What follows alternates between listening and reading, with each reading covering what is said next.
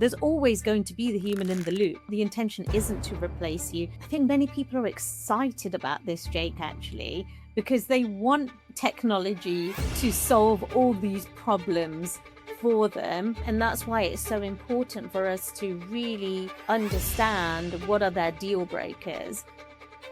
Meet Ruby Kansagra, Regulatory Portfolio Content Lead at Roche, where she's helping shape the future of regulatory content through AI. Ruby's here to share what it really takes to bring AI from idea to implementation. Most VPs that I've spoken with feel this pressure from their organizations to implement for quick results. Do you feel any tension from the expectations of your organization? I work in the regulatory department. What we are doing there is actually developing a platform to actually author content in the future. With any project that you do, you always go in and you're all 100% in. Of course, we're going to feel that pressure to go fast and go faster and faster. It's better to go slow to go fast. It really helped me being around that group of people, our cohort, to really understand the possibilities of this technology. The big question is your readiness and willingness to take on the unknown, the ambiguous. Where does that come from? How do you find that? And do you advise it? The first step is to really think about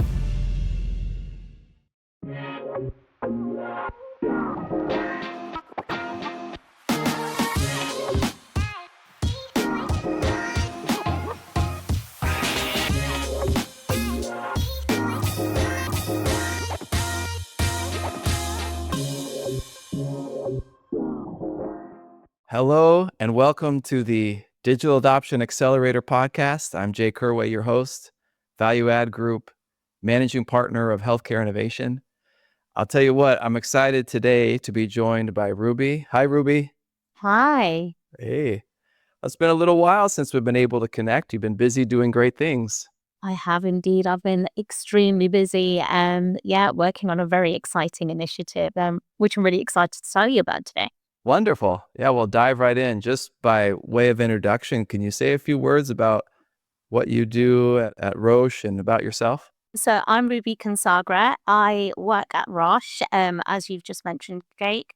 I work in the regulatory department, and there I am a portfolio team lead overseeing the ophthalmology portfolio, co-leading with a strategy portfolio team lead, and his name is Philip Risser, and he's also been part of your digital adoption group previously. So on the side of that as well, I also support the medical device work within regulatory. And I am also right now, as we were just talking about, on a very, very important initiative for Roche, which is an AI platform that we're developing. And from the content perspective, I am the lead for that. So what we are doing there is actually developing a platform to actually author content in the future. So it's super exciting space to be in. That is exciting. I don't know if you have any numbers to it yet, but the expected time savings or quality improvement, is there any estimation even, or what I'd really like to know is there any validation at this point? We all ask that question with AI. So we're hoping to reduce a month on the cycle time for filings once this platform is adopted.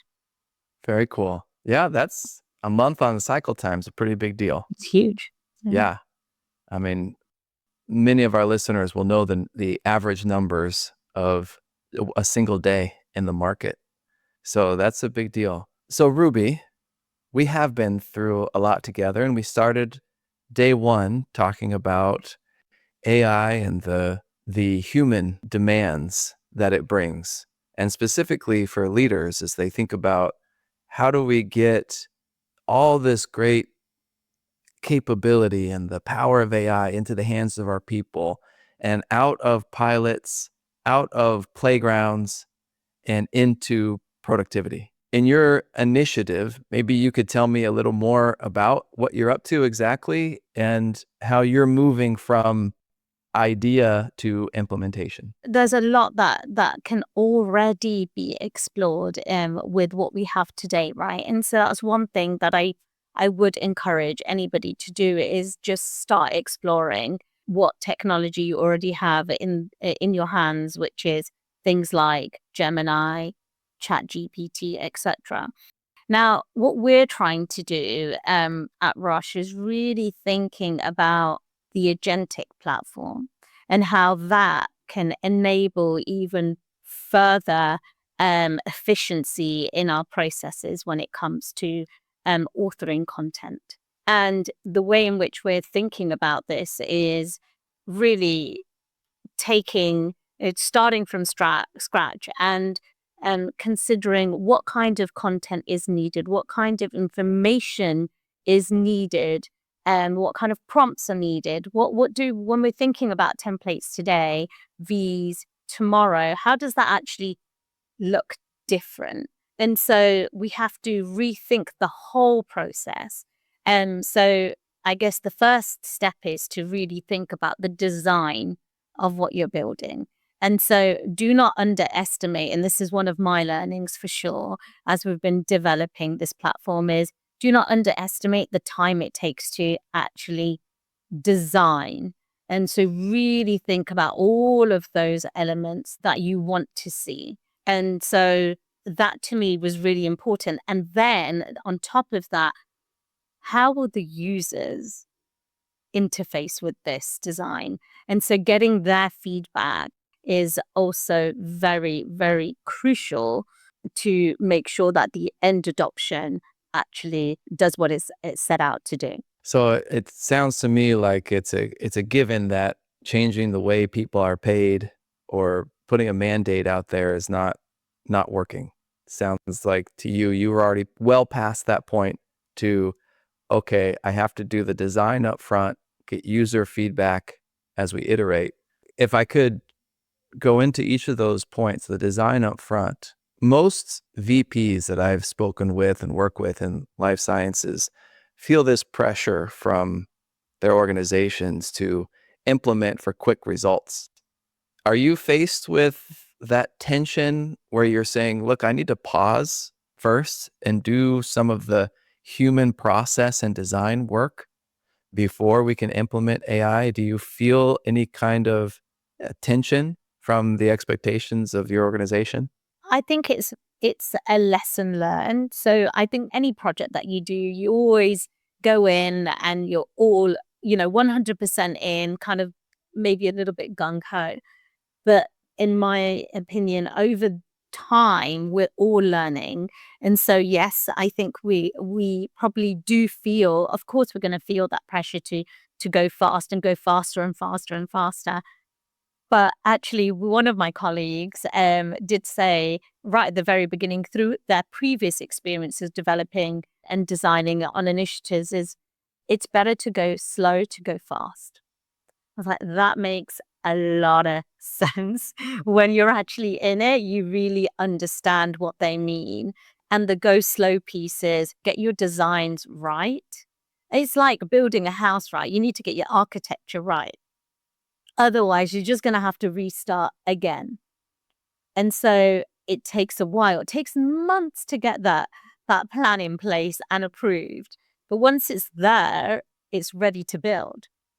And so I see this in the same way. So that has been a bit of an aha moment for me. But yes, there is always going to be pressure to deliver fast, but you do need to get those designs right. That managing expectations, I would say, of stakeholders and sponsors is a constant challenge. So the communication, that analogy is extremely helpful. One of the things I've seen, and maybe you can tell me, oh, it's not a part of my initiative, but people need to see early results, early progress. If things aren't moving and they can't see evidence of things moving, then they're not going to be nearly as patient. Do you have any experience with that? Any mechanism to help people show progress? So whenever I've been encountering conversations with content strategists or other stakeholders, the one thing I keep reiterating is this is a platform that we're building from scratch. So what that actually means is it's not going to be perfect in the first iteration. It might not even be in the second or third iteration, but what we are promising to do is have you involved from the get-go. And so that is in the user experience interviews, and then actually the testing of the product. So every time we've built a small fraction of the design, then we will bring you in and we will get your perspective on the tool and what can be improved, and what out of all of those things that you wish to see, which of those is the most important for you. So what's a deal breaker and what's the most important for you, so that we can prioritize. You can't build everything overnight, right? And so it's an iterative process, and we are bringing our people along throughout that process. So the opportunity for them to see the next iteration, to be a part of it, to provide their feedback, creates that buy-in. What pushback are you getting through that process? It's obviously not going to be all good news when they're working with the next iteration. What are they saying? This doesn't work. I don't believe it. It's, hallucination is always a cross-pollination, some of these buzzwords these days around AI. Are you getting any of that pushback? And if so, how are you dealing with it as a leader? Because we are still in build, we haven't actually released anything yet. So I guess all the feedback that we're getting, we're actually assessing. We have rubrics in place so that we can make so we've got an acceptance criteria. And then on top of that, their feedback allows us to, I guess, optimize what we're building for. And that's why it's so important for us to really understand what are their deal breakers. And so them feeling like they've been heard, and knowing actually that they've been heard, I think really helps with the adoption. And actually, I think many people are excited about this, Jake, actually, because they want technology to solve all these problems for them. But what we've said, I actually had a question yesterday, in fact, when will we have a tool that will help us with all this formatting and stuff like that we don't want to actually have to worry about? Like, it's coming, but it won't be in this iteration or the next. It will be, and so I think there is a lot there about managing the expectations, but we haven't had the pushback in the sense that, oh, what we're seeing is it's terrible. That what they're saying is they see the potential, and there might be things that they would like to see more of, but then there are also clear trade-offs as well. There's always going to be the human in the loop. The important point here is to develop a tool that will do most of that work for you, to enable you, augment you as a human. It's not, the intention isn't to replace you. So it might not be a comprehensive, perfect first draft of a document, but it will certainly be a fantastic starting point and save a lot of time, and hence why you can reduce that cycle time. Can I ask about you as a leader and your preparation to take this on? When we first met, would you have considered yourself even, definitely not an AI expert? I don't know how you would have, on a scale of 1 to 5, 5 being an expert, 1 a novice, where would you have rated yourself relative to AI? 0. 0. 1. 1. What? Yeah. I mean, I was a complete novice, right? I was like, I hadn't, there's me saying now, please guys, go to ChatGPT, do this, do that. But at that time, and that was only in September, Jake, last year, I hadn't actually explored it myself, and it wasn't that I was scared of it or anything like that. I just didn't value the importance of it at that time. But it really helped me being around that group of people, our cohort, to really kind of understand the possibilities of this technology. And then beyond that, what actually that meant for content. So when it came to actually being asked to support this initiative, it was, I have to admit, it was a little bit overwhelming. But then, and the first meeting, I remember being in the first meeting at the kickoff, and there's all this terminology that's being used, and I have not a single clue what people are saying. I'm like, oh my God, it's like being back at the first day of work, well, first time you've ever joined the real workforce. And I have no idea. Everyone's talking in acronyms. And it felt like that. And the reason for that is because when we're developing technology, they work in our technical teams work in a way, right? They have this agile way of working. They have a complete different set of terminology. There is a process behind the way in which they build. Again, I had no idea what that terminology was. So there was a lot of upskilling to do, being given things to review that I didn't quite know what I was reviewing at the time. So that's what I would say is rely on your so if you ever encounter this kind of situation, now I know that who I would rely on more than anyone is my business analyst, two other people that translate what business needs, like from me, what content needs, to our tech providers. And so they are the conduit. And so now I know that. But then at the time, the first couple of weeks, it was like, whoa, this is very, very different. Interesting, exciting, but it is a steep learning curve. There's so many things I want to ask. The big question is your readiness and willingness to take on the unknown, the ambiguous. Where does that come from? How do you find that? And do you advise it? Or should we stay in our areas of expertise and not branch into that vulnerability? So maybe I'll tackle your middle question first. Like, how would you grow if you didn't move into the unknown? And how would you know what you don't know today if you did not do that? And so for me, yes, it's being vulnerable. Yes, it's being scared. But there's a part of me that also wants to know what's under the hood. Like, how do they think that way? And tell me more about it. Maybe it's the curiosity that gets me every time. Like, I don't know much about this. Let me learn a little bit more. And I'm never going to be the expert. That's not the intention, actually. It's how do I lead others through this kind of thing?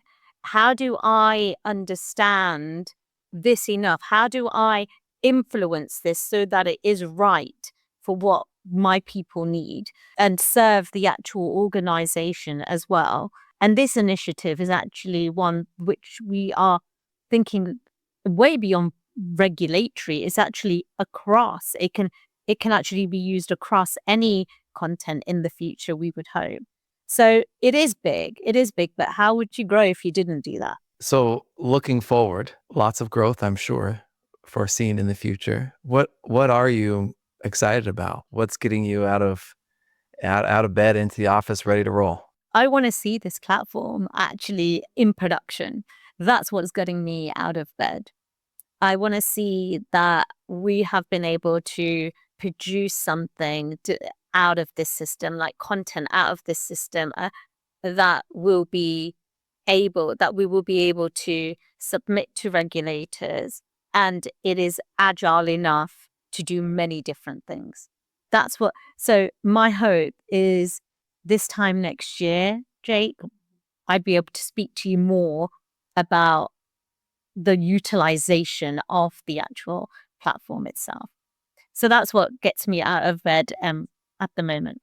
Wonderful, Ruby. I can feel the energy, I can see the hope, and I can believe in your future and that it's going to happen. I'm already writing down this time next year. I'll hold you to it.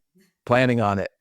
Ruby, thank you for sharing your wisdom. Thank you for giving the time during this, as you said, busy initiative, as you're wearing multiple hats, as many are. We appreciate you on every level. Thank you, Ruby. Thank you. Thank you, Jake, for your time. All the best.